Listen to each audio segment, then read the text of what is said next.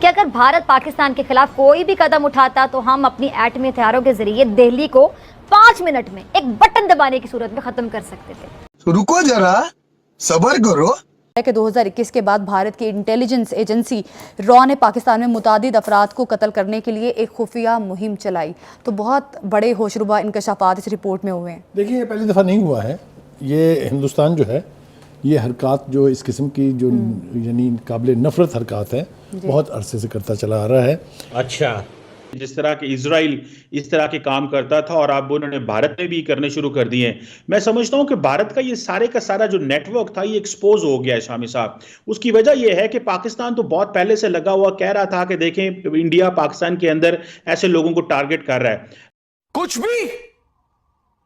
भी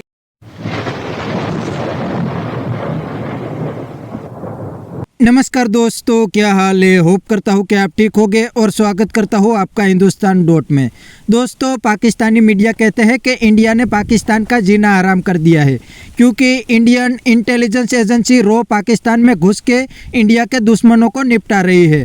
पाकिस्तानी तो कहते हैं कि करीब 20 लोगों को रॉ ने पाकिस्तान में अंदर घुस के निपटाया है, लेकिन दोस्तों इंडियन गवर्नमेंट ने अभी तक कोई ऐसी जानकारी नहीं दी। तो दोस्तों, वीडियो में आगे देखते हैं पाकिस्तानी मीडिया के रिएक्शन। अगर आप नए हैं तो पहले चैनल को सब्सक्राइब कर लीजिए और वीडियो को अंत तक देखें। अमेरिकी अखबार ने एक रिपोर्ट शाया की है जिसमें कहा गया है कि भारत पाकिस्तान में दहशतगर्दी की कार्रवाइयों के जरिए टारगेट किलिंग में मुलविस है। बुखारी साहब, अब ये भी कहा जा रहा है कि 2021 के बाद भारत की इंटेलिजेंस एजेंसी रॉ ने पाकिस्तान में मुतादिद अफराद को कत्ल करने के लिए एक खुफिया मुहिम चलाई। तो बहुत बड़े होशरुबा इंकशाफात इस रिपोर्ट में हुए हैं। देखिए, ये पहली दफ़ा नहीं हुआ है। ये हिंदुस्तान जो है, ये हरकत जो इस किस्म की जो यानी काबिल नफ़रत हरकत है, बहुत अरसे से करता चला आ रहा है। मैं इससे पहले कि इस इशू के ऊपर आऊँ, आपको याद होगा कि द गार्डियन में एक रिपोर्ट शाया हुई थी जिसमें उन्होंने वाज़ेह तौर पे इल्ज़ाम लगाया था, 2020 की बात कर रहा हूँ मैं, कि रॉ अब तक पाकिस्तान में 20 अफराद को कत्ल करा चुकी है। बिल्कुल ठीक है। अभी पिछले बरस की बात है कि उन्होंने 2 बंदों की टारगेट किलिंग कराई। एक मोहम्मद रियाज साहब थे और दूसरे मौलाना शाहिद लतीफ़ साहब थे जी। और उससे पहले भी अगर आपको याद हो कि अली सरफराज उर्फ तांबा, ये एक शख्स है जिनके ऊपर इल्ज़ाम था कि उन्होंने हिंदुस्तानी स्पाई जो था, जासूस जो था सरबजीत सिंह, उसका मर्डर किया था जेल में। बाद में आला अदालतों में उसके ऊपर वो मुकदमा साबित नहीं हुआ था और उसको बरी कर दिया गया था। लेकिन रॉ ने उसको भी नहीं छोड़ा, उसको भी इसी तरीके से कत्ल करा दिया था। अब जो वाशिंगटन पोस्ट है उस पर आने से पहले वो बड़ी खौफनाक रिपोर्ट है, लेकिन जस्टिन ट्रूडो का अगर हम जिक्र ना करें, जो अमेरिका के जो कनाडा के प्रेसिडेंट थे, तो ज़्यादती होगी, जिन्होंने पहली दफ़ा खुल के कहा कि हिंदुस्तानी रॉ जो है वो खालिस्तान मूवमेंट के जो सिख लीडर्स हैं उनके कत्ल में मुलव्वस है। और अगर आपको याद हो, उन्होंने 6 डिप्लोमेट्स को इस इल्ज़ाम के तहत मुल्क से निकलने का हुक्म दे दिया था। वो दूसरी बात है कि हिंदुस्तान ने भी फिर रिएक्शन के तौर पे 6 बंदों को निकाला। लेकिन ये बात पहली दफ़ा मंजर आम के ऊपर आई कि रॉ मोदी साहब की निगरानी में इस किस्म के जो कत्ल हो रहे हैं लोग, चाहे उनका ताल्लुक खालिस्तान मूवमेंट से है, चाहे उसका ताल्लुक पाकिस्तान से है, उनको कत्ल कराने का एक बाकायदा मिशन है वहाँ। अगर आपको याद हो, हमने अपने नाज़रीन को बताया था कि एक सेल है डिस्ट्रॉय सी पैक, जो अजीत डोवल साहब जो हैं, जो उनके सलामती के कौमी सलामती के मशीर थे, उनकी निगरानी में एक सेल कायम है जिसकी $1 बिलियन एनुअल उसकी फंडिंग है, जिसका वाहद काम जो है वो चीनी इंजीनियर्स और पाकिस्तानी इंजीनियर जो ग्वादर में काम कर रहे हैं उनके ऊपर हमले करवाना और उनको कत्ल करवाना जो है उनके ज़िम्मे है। तो भारत का ये मकरू चेहरा जो है अब पूरी तरह से दुनिया के सामने आ चुका है। बरतानिया, कनाडा, अमेरिका ये वाज़े कर चुके हैं कि रॉ इस किस्म के संगीन जराइम की मुर्तकिब है और वो इसके ऊपर मतलब है, अब ये कोई ढकी छुपी बात नहीं है। अब ये बिल्कुल वाज़े हो गया है कि गैर ममालिक के अंदर जो कत्ल होते हैं, जो इस तरीके के असैसिनेशन होते हैं, उसके पीछे इंडियन रॉ है और रॉ के पीछे प्राइम मिनिस्टर मोदी हैं।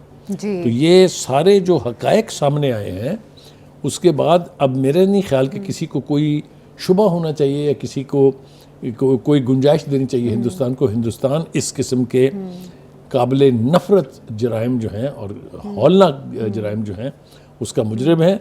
और मेरा नहीं ख्याल कि इस सारे एक्सपोजर के बाद किसी किस्म की गुंजाइश बाकी रहती है कि सबूत लाए जाए। ना ये पाकिस्तानी अखबार है, बिल्कुल ये एक अमेरिकी अखबार है, दूसरा भाई साहब कुछ ज़्यादा नहीं हो गया?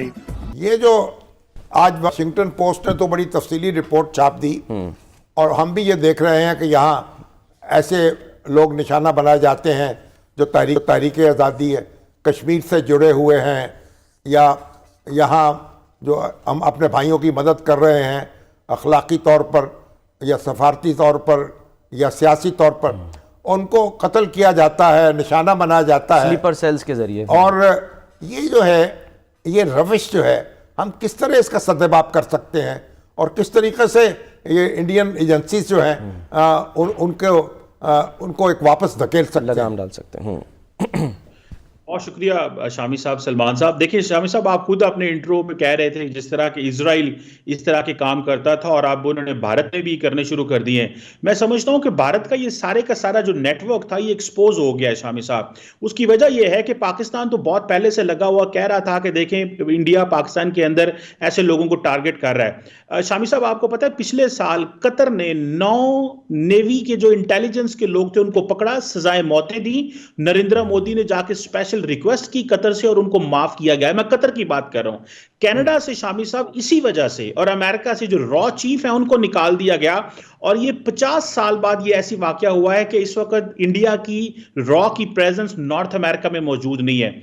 शामी साहब, पाकिस्तान तो शोर मचा रहा है, बात कर रहा है इंटरनेशनल कम्युनिटी को कि स्टेट स्पॉन्सर ऑफ टेररिज्म इसे कहते हैं कि आप किसी किराए के कातिल को पकड़ते हैं और दूसरे मुल्क में जाके सिस्टमैटिकली कत्ल करना शुरू कर देते हैं।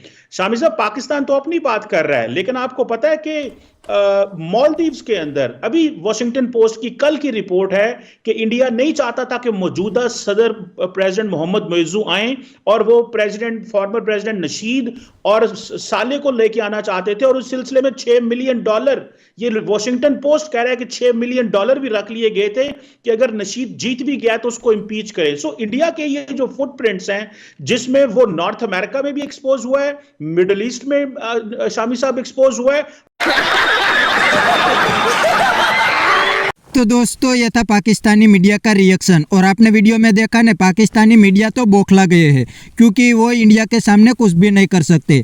दोस्तों, पाकिस्तानी अक्सर कहते हैं कि पाकिस्तान आर्मी दुनिया की नंबर 1 आर्मी है। तो भाई नंबर 1 आर्मी है तो रॉ के एजेंट को पाकिस्तान आर्मी क्यों नहीं रोक पाती? पाकिस्तान आर्मी पब्लिक को तो बेवकूफ़ बना देती है, लेकिन ये पाकिस्तानी मीडिया वाले भी बेवकूफ़ है। अगर पाकिस्तान में कोई बंदा मर जाए या तो कुछ बड़ा प्रॉब्लम हो जाए तो पाकिस्तानी सीधे इंडिया पे एलिगेशन लगा देते हैं और कहते हैं कि यह तो इंडिया की साजिश है और पाकिस्तानी पब्लिक बेवकूफ़ बन जाती है और पाकिस्तान आर्मी बच जाती है। दोस्तों, पाकिस्तानी मीडिया तो कहते हैं कि इंडियन रॉ ने करीब 20 लोगों को पाकिस्तान में घुस के निपटाया है, तो यह बात बिल्कुल गलत है क्योंकि पाकिस्तानी ने एक भी सबूत अभी तक इंडिया और इंटरनेशनल कम्युनिटी को नहीं दिया। मीडिया में तो कोई भी कुछ भी बोल देता है, ऐसा नहीं चलता।